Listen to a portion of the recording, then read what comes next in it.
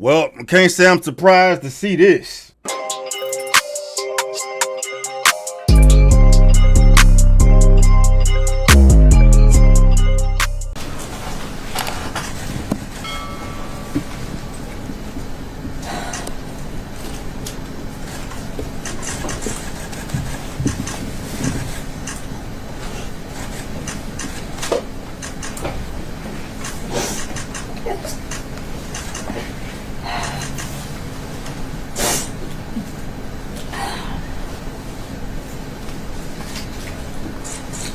The internal pain after being assaulted has been incredibly deep and hard to put into words.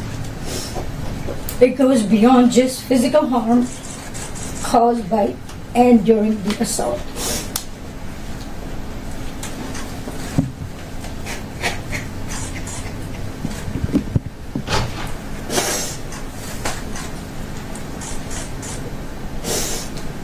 It's a pain that reaches into your very core of who you are and leaving emotional scars that may never fully heal. Some of the hardest parts of this pain are the shame and the guilt I have experienced that plays a negative part in my day-to-day ability to function properly.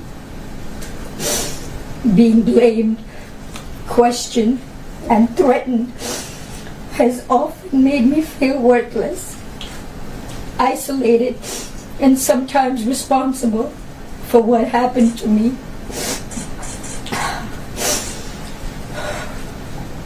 My family issues made the pain even worse. I was already going through a divorce at the time of the assault and did not get the support that I needed. I was also faced with disbelief and judgment. This has put a strain on my selection of men and relationships.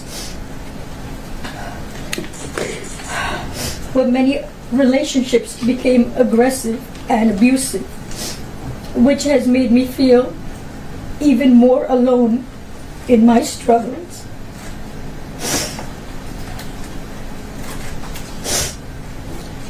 I go through spells of being distant and withdrawn that it's sometimes so hard to leave my house.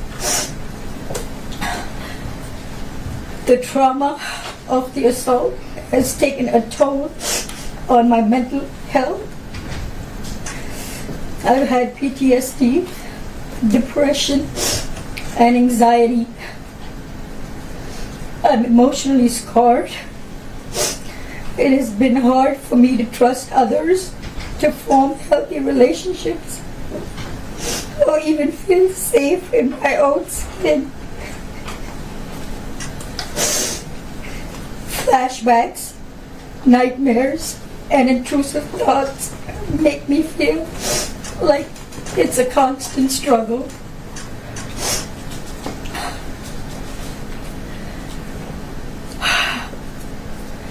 I also suffer with physical problems such as chronic pain, sexual discomfort.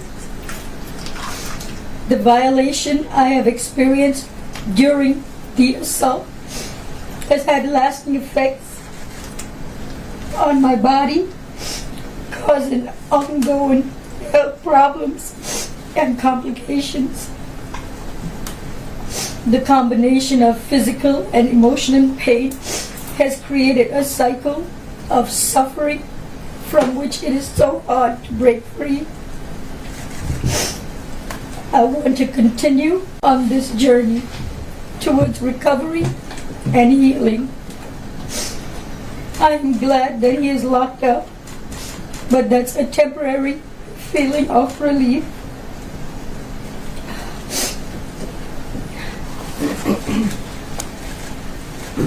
Thalia is not going to be taking any questions, but I'll be happy to take some questions. Yeah, apparently she's lying. Her name is Thalia Graves, and she's accusing Diddy of assaulting her in 2001. She said that he recorded it and sold it, and she's been tormented for decades since. You feel me? She came out last week claiming to be another victim of Diddy, just like everybody else is. But this particular instance is a bit different because her ex-boyfriend has since then snitched on her. Diddy's accuser allegedly tried to bribe ex-boyfriend for $3 million to back her rape claims.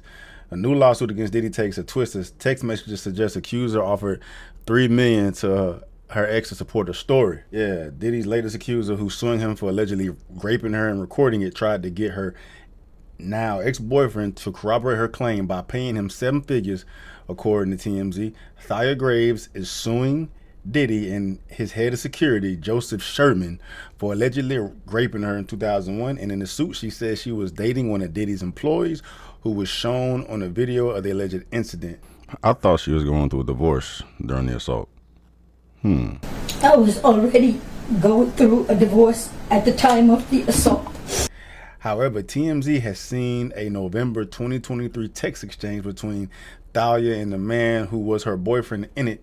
She reveals she's planning to sue Diddy because he's the one that has the money. I wonder why TMZ ain't dropped the actual text message thread. I would have gave this shit more credibility. Why didn't y'all drop that shit? But on Baller Alert, this shit say Thalia Graves recently filed a lawsuit against Diddy of rape and recorded the act has now been accused, blah, blah, blah. The lawsuit filed against Diddy and his former head of security, Joseph Big Joe Sherman, alleges that Graves was raped in 2001. Graves claims her then ex-boyfriend, who worked for Diddy at the time, was shown a recording of the alleged incident. However, text exchange between Graves and her ex-boyfriend in 2023 reveal a different side of the story. According to text, Graves openly stated that she planned to sue Diddy because he's the one that has the money. She then reportedly offered the man $3 million and testified that he had seen the alleged video. In one of the texts, Graves appears to ask her ex directly, "What do you think? $3 million?" After discussing the case, the man who confirmed the text's authenticity to TMZ says he interpreted the message as an attempt to bribe him in supporting her accusations. He shared that after receiving the text, he promptly blocked her on all platforms, cutting off communication. Why the fuck would you do that, bro? Shit, you gotta keep that you gotta keep that line open, fam. Shit. That's cha-ching for you if you fucking exposing this bitch spot and she your ex, bro. No, hell no. Why would you block her? And then go to TMZ, bro. Keep that line open and then fuck her ass up even more. Meanwhile, Diddy's legal team has reportedly obtained copies of the same messages and may use them to challenge Graves' credibility in court. Joseph Sherman, who was also named in the lawsuit, has publicly stated that he never met Graves and was not employed by Diddy during the time of the alleged assault. Thalia Graves' attorney, Gloria Aura, responded to the recent claims by stating it is very common that rich, powerful men and their supporters attempt to discredit, shame, and humiliate accusers who have the courage to come forward. The complaint speaks for itself, and our client is looking forward to her day in court. With Diddy's team now armed with evidence that could undermine Graves' case, this legal battle is bound to draw even more attention in the coming months. Both sides appear ready for a fierce courtroom showdown as Graves seeks justice and Diddy fights to clear his name. It really doesn't even matter at this point what results from this case, bruh. I think she lying. Off top, I think she lying. Because it don't make sense to me why an ex-boyfriend would lie about their previous partner actually getting raped. Like, you would have to hate that bitch's guts. Like, you would have to want her to die if you're going to try to discredit her story about actually being sexually assaulted, right? So if I had to put my money on it, I'm saying Shawty's lying. But like I say, at the end of the day, it don't do nothing good nor bad for Diddy. Like, even if this bitch is lying, it does nothing to clear Diddy's name. Like, Diddy is cooked. His fate is sealed, bro. That shit is donezo.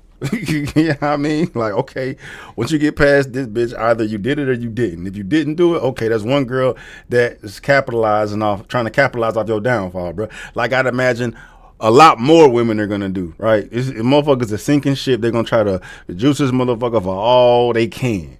You know what I'm talking about? But like, it does nothing positive nor negative for Diddy. The diddler is donezo. And then I don't want to call her a bitch because I don't know if she's lying or not. I can't prove it. But I mean, if she is lying, she a bitch. and she is relevant too. And if she is lying, hopefully they hold her ass accountable and cook her the way she needs to be cooked. But the real people that is harmed in all this is the real victims, right? Even though we should be screening all these alleged victims coming out, decades later to the fullest extent. Anyway, we need to vet them to figure out if they're credible or not, dog. But it's just gonna make victims seem much more or less believable, right? And who the fuck does that harm at the end of the day? It's like what happened to Cassie, bro. It was constant discrediting of Cassie until that goddamn video dropped. And that's really what it is. Now we need fucking videos to drop. We need actual video footage to confirm whether or not this shit be going down, dog. Right? Everybody was talking, not everybody, but a lot of motherfuckers trying to discredit Cassie in a relationship she's with, and she was complicit, this, that, and the third, and it took a whole video to come out here to see Diddy beating her down for the world to believe it. That seems like it's necessary for us to believe any of these bitches now, because all these hoes can come out here lying like a motherfucker trying to get paid, bro, which is fucked for the real victims. Fucked for the real victims. But it's to be expected, bro. She ain't the first bitch trying to fuck. That's if she's telling the, that's if she's lying. If she's lying, bro. And if she lying, bro, that was some good ass acting, goddamn. That was some good ass acting, bro.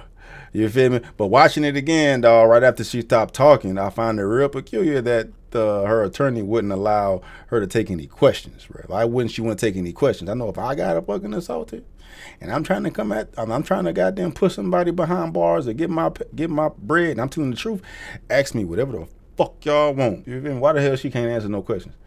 Right? Because you don't want to get caught up in them lies, right?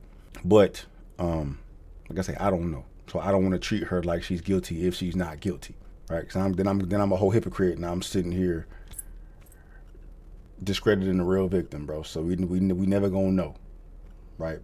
But like I said, the only people that are harmed in this shit is the real victims. Like, I have no problem cooking Diddy ass regardless if he did this shit or he didn't do it, because this motherfucker been doing shit for a long time. You feel me? He's cooked. Anyway, thoughts.